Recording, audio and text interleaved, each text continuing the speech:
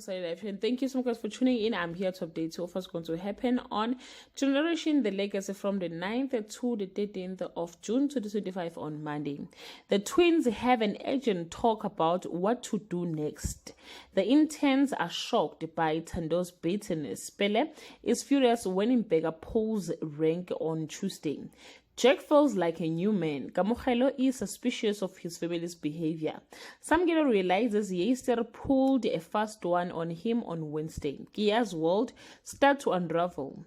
Tao gets more than he began for. What did Namhla do that no one must know about on Thursday? Kumo tell his sister to get a grip. Ayanda is coerced into attending a poker game.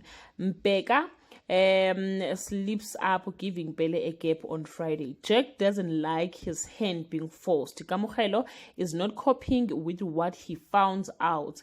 Sams is determined to out-twist his mentor. Well, guys, that's all I have for today. You can leave your comment below and share your opinion. Bye.